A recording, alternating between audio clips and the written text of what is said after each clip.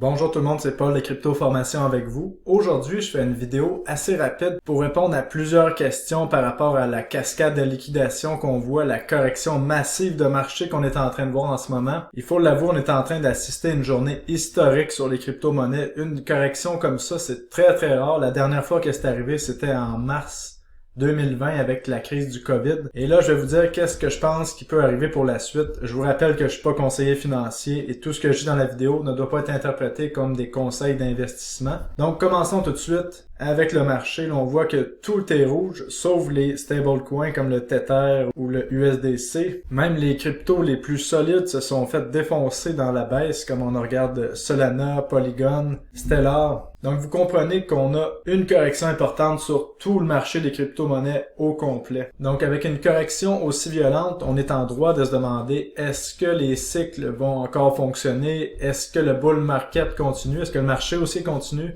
Est-ce qu'on commence un tout nouveau marché baissier? Eh bien, je vais vous expliquer qu'est-ce que je pense de tout ça dans la vidéo et par la suite, ça va vous permettre d'en tirer vos propres conclusions. Si on revient sur notre cycle de marché de 2017 qui est transposé sur 2021, si on suivait parfaitement 2017, on était supposé avoir cette charte-ci à votre gauche. Donc, le Bitcoin montait à 50 000. À partir du 10 avril, on avait une correction. Le Bitcoin descendait à 30 000. Eh bien, à la place, qu'est-ce qu'on a eu? C'est le tableau à droite.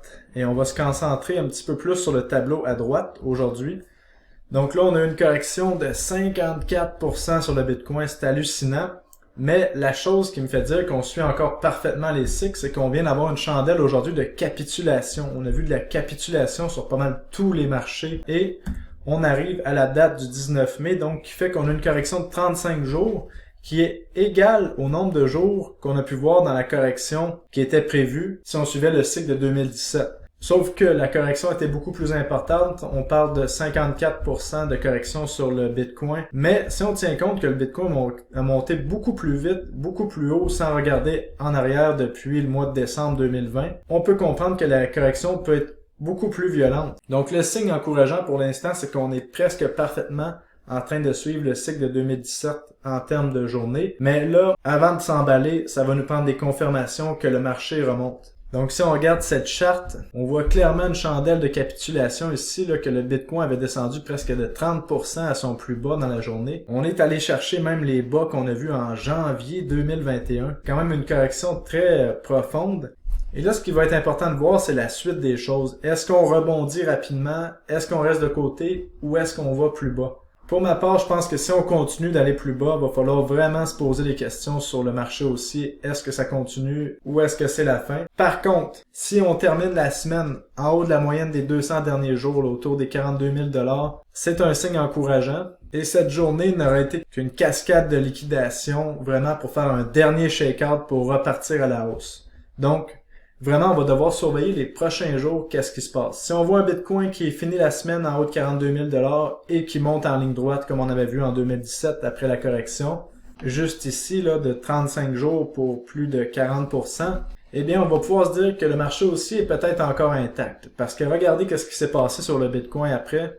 On est allé chercher, on a passé de 1800 $ et on est allé chercher pratiquement les 20 000 $. Donc potentiellement, c'est ça qui pourrait se passer sur le Bitcoin si dans les prochains jours, on remonte fortement. Donc vraiment, de ce côté-là, ça va être à surveiller. Maintenant, pour ce qui est des altcoins, donc toutes les crypto-monnaies sauf le Bitcoin, on a vu encore une fois une destruction totale du marché. On a descendu de plus de 50% dans le marché.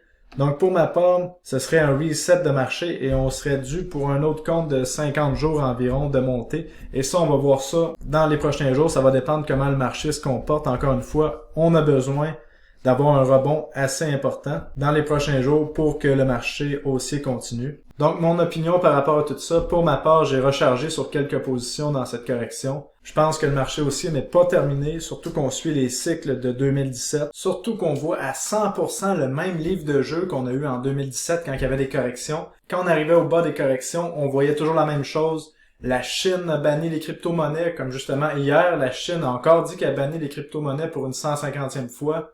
L'Inde bannit les crypto-monnaies, là on l'a pas eu. Pour cela, on s'est concentré sur la Chine. On a des gens qui disent que le Bitcoin n'est pas écologique. On a beaucoup de peur dans les nouvelles.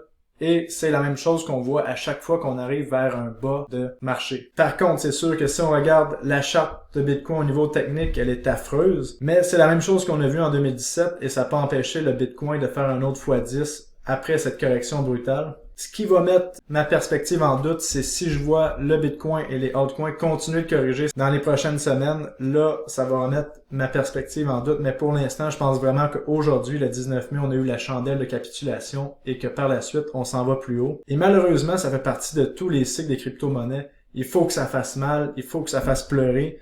Et c'est vraiment des fois des journées absolument dégueulasses comme aujourd'hui qui sont les meilleures opportunités d'achat de crypto-monnaies.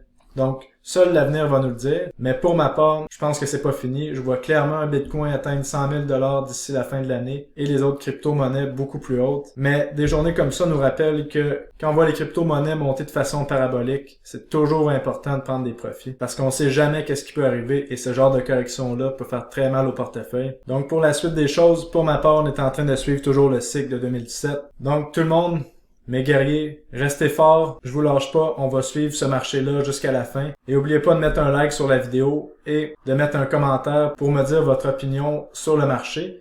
Et généralement, quand on arrive dans des moments comme ça où est-ce que la peur est à son maximum, je vous rappelle encore une fois que c'est là que les opportunités les plus massives se présentent, comme on a vu en mars 2020 lors de la crise du COVID.